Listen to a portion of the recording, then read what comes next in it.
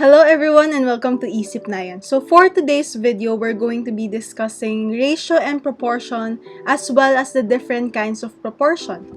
But of course, before anything else, please don't forget to like and subscribe to Isip na Yan so that you'll be more updated with our new videos.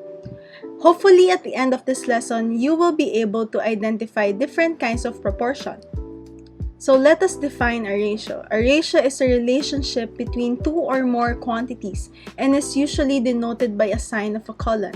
Now, quantities can only be compared if they are in the same unit.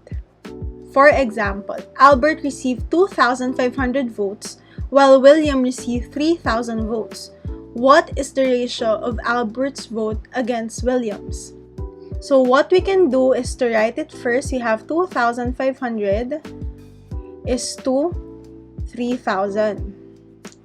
Now we can simplify both terms because they are both divisible by 5. So our final ratio of Albert's vote against William's is 5 is to 6.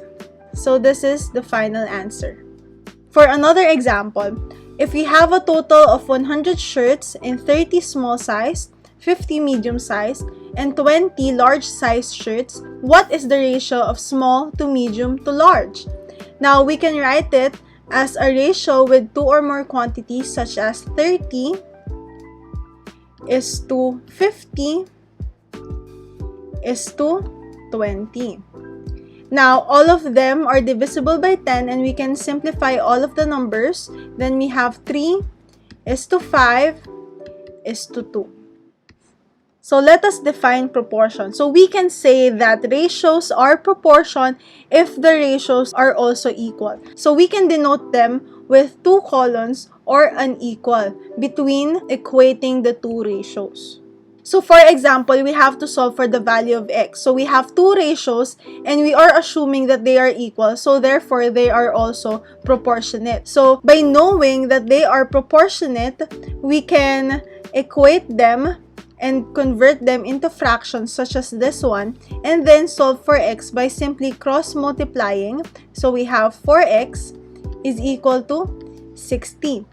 Now to solve for x, we simply divide both sides by 4, and so we have x is equal to 15. Another example with an application, a newly hired secretary can type 100 words in 120 seconds. At that rate, how many words can she type in 450 seconds? By knowing the following proportion, we can write 100 words over 120 seconds is as well as equal to x over 415. We take note that x is equal to words she can type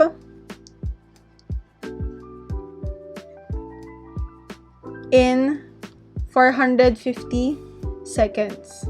Okay, so let us cross multiply. So if we have this equation, we can actually simplify first 100 over 120, okay, which is equal to 5 over 6 is equal to x over 450.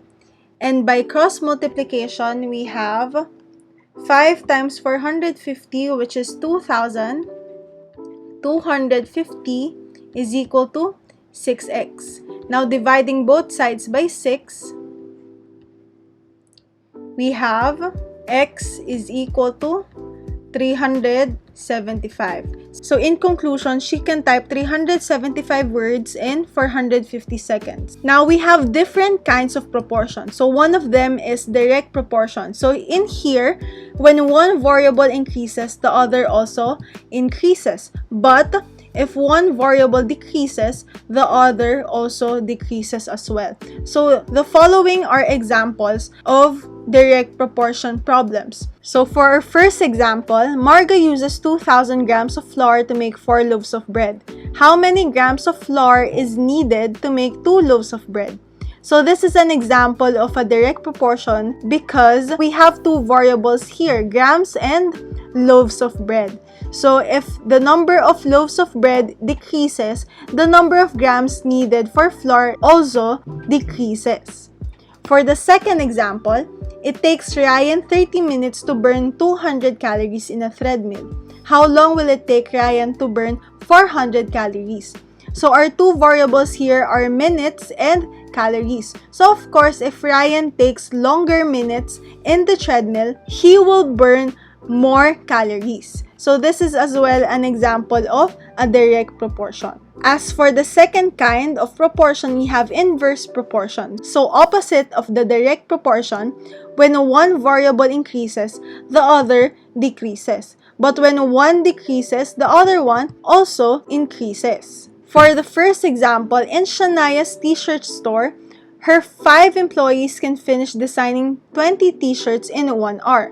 How long will it take 10 people to make 20 designs? So our two variables here are how many employees or the number of employees and the number of hours it takes to finish 20 t-shirts. Now, of course, if there are more employees working for her, it would take less hours to finish the work. So this is an example of an indirect proportion. More employees means less hours to work.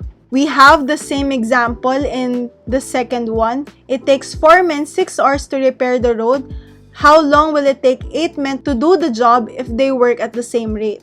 So 4 men is to 6 hours. So of course, more men would equal to less hours of work. As for our last kind of proportion, we have partitive proportion.